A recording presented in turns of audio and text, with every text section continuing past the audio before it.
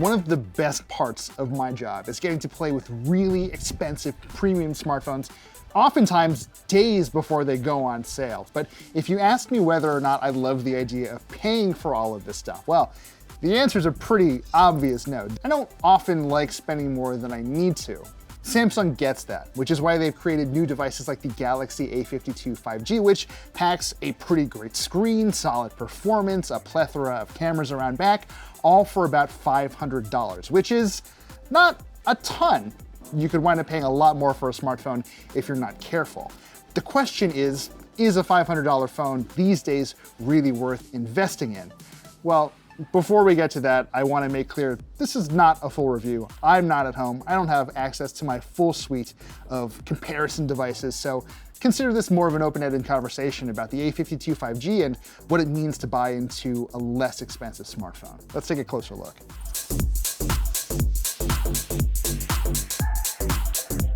Now, you would naturally expect a $500 smartphone to be rife with compromises, and that is certainly true to an extent. The back of this phone, for example, it's made out of a flat sheet of plastic. Unfortunately, we're not getting any of the fun colors that Samsung showed off in its ostentatious and kind of cringy launch event. We're just getting black here, which is fine if you're into the more subtle look, but I find it does tend to pick up fingerprints pretty quickly. That said, this body is rated IP67 for water and dust resistance, so it should handle a decent amount of beating, but that's not true of the entire phone. The display, while great, and we'll get to that in a second, the cover glass is actually quite malleable, to the extent where I've already put a couple really small nicks in it. Bear in mind, I've been treating this phone with kid gloves basically since I got it. It is brand new, so for little scratches to appear so quickly doesn't really bode well for long-term use. Oh, there's no wireless charging here. That still largely remains a feature Samsung only wants to put in its more expensive smartphones, and charging can take a while. Samsung says the A52 5G supports 25-watt fast charging, but they only gave you a 15-watt charging brick in the box. Now, it's nice that you're getting one anyway, since we are painfully aware that Samsung is removing these things from some of its flagship devices, but long story short, just be ready for a bit of a wait next time you take this thing to a wall outlet. If there is one standout here, it is the screen Samsung chose, a 6.5-inch Infinity O AMOLED display that, to my eyes, honestly looks pretty great for a phone of this price.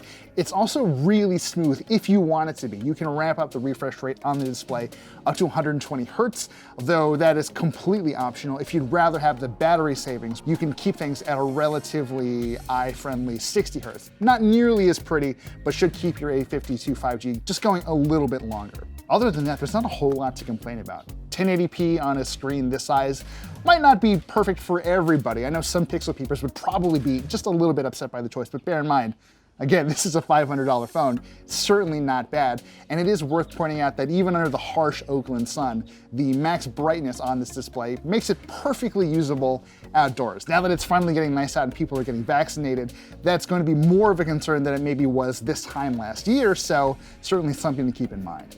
We're also looking at a pretty flexible rear camera setup. We've got 4 sensors back there. Now, I will be completely frank, it's been pretty nice in California so far. So the photos I've taken under broad daylight do look great, and that's generally true of every other smartphone camera. And really, if your lighting is good, you have nothing to worry about. When it finally gets dark and night mode kicks in automatically, you do get generally nice results as well. Now, like I said before, I don't have my full complement of review comparison devices, and I would have loved to test this thing against Google's Pixel 4a, which in my mind is probably the best cheap Android smartphone you could probably buy right now. And that's thanks in large part to its really incredible computational photography chops. Those photos look good and you barely have to do anything. Samsung's image processing has gotten really good, particularly when it comes to night shots. I have taken a few that I'm really, really proud of, but I'm still not convinced that they've really managed to pull ahead of Google. And if you're more of an iPhone person, I should point out that the iPhone 11 generally does a better job overall, though I think it really kind of boils down to your personal preference. The iPhones these days tend to shoot pretty moody photos that are a little more contrasty, whereas Samsung, obviously, as always, still skews towards really bright images with a lot of color, a lot of verve, and a lot of vividness. We're also looking at a 12-megapixel ultra-wide camera, which is honestly, it's fine. It's not great. I wouldn't use this often if I could get away with it. And honestly, if you're in any sort of dark situations, you're going to see a lot of noise, but it's there for you anyway. As far as flexibility goes, those are really the two cameras that you're gonna wanna stick with the most often. There is a depth sensor basically just for portraits and using some of Snapchat's filters that are now built into the camera app, which they're not bad, I guess, if you're into that kind of thing. You can take photos of people splashed in fake makeup, or if you really wanted to, there's an out of focus mode that lets you take perfectly casual, not at all contrived images that aren't quite in focus, but you're wearing a nice pair of virtual shades, so it's kind of worth it, maybe not. Oh, and if you happen to be a fan of shooting really, really small things, there is a 5 megapixel macro camera here, which certainly does the job well enough. I spent a little time shooting a tiny bug walking around on the sort of textured grip of my Fuji X-H1, and I gotta say, didn't look too bad. Will I use this in any sort of regular sense?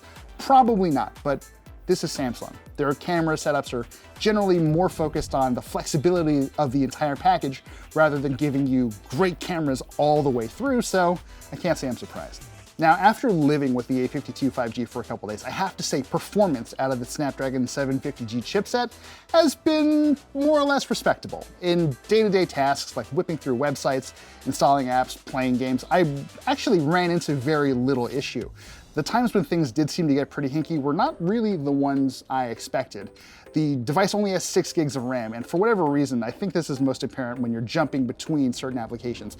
The one example that most immediately springs to mind is if you're watching a video on YouTube and you jump out of it. The natural inclination for YouTube is to just shrink that video window and sort of have it running on top of the rest of Android. But that has caused my phone to sort of lock up a few times for reasons that I can't quite figure out. Maybe it's the RAM, maybe there's some underlying software optimization that's not happening correctly, but there are moments where the A52 5G just doesn't feel as fast as you'd expect out of a $500 phone. And then of course there is the software, which continues to be a very hit or miss proposition. Now, since this is Samsung we're talking about, there is a lot of extra stuff built into One UI, and a lot of it, you know, if you're an Android purist, almost certainly not for you. But if you're someone who's just sort of getting to grips with a new smartphone or don't really have a ton of expectations, you just need something reliable, I think on the whole, Samsung's balance of good software to just sort of bloated cruft sort of works out in Samsung's favor, which I guess means it works out in our favor too. Now, I wish I'd had a little more time to test this, and I will continue to keep living with the A52 5G for a while to really get a sense of what it's capable of. But there are just some things that still, for me at least at this point, remain question marks. Battery life is one of those things. There is a 4,500 milliamp hour battery inside the A52. I've generally been able to get a full day out of it at least, but I'd like to see where that ends. As the name implies, this is also a 5G device, and it plays nice with sub-6 5G networks, although it is clearly not everywhere. I should mention that as I sit here in this backyard, I'm not getting 5G at all, despite getting 5G actually really quite close. This is T-Mobile 5G, it's their nationwide network, and in general it does seem to work pretty well, but I got nothing right now, so we'll see what that's about. One more thing that I would really like to live with a little more, the in-display fingerprint sensor. It's there, it works most of the time, but I'm gonna try re-enrolling my thumbprint a few more times because as it stands, it is a bit of a struggle to get this phone to unlock, and that's just not a fun thing to live with. I've not spent that much time with the A52 5G, but it does seem to have all the makings of a really properly solid mid-range 5G device. But should you buy one? Well, you might want to wait for more coverage from us before you make your decision, but at least as far as my first impressions go, I would probably skip it. And that's not because I'm telling you to go off and buy a Pixel 4a or an iPhone SE. I think Samsung's own biggest competition in this case is Samsung. It doesn't cost that much extra now with the right deals to get a Galaxy S20 Fan Edition. That gets you a much faster processor. It gets you, again, a 120 Hz refresh rate display. It gets you, again, a bevy of cameras, plus the same battery. I think in general, the performance gain is probably gonna be worth it, but we'll see how things pan out once I live with the A52 for just a little bit longer. If you have any thoughts about the way we approached this, whatever this was, or if you want to know anything specific about my experience with the A52 5G, please leave it down in the comments below or email me at v8engadget.com. If you also want to see more of this stuff, like and subscribe, and we'll see you again soon.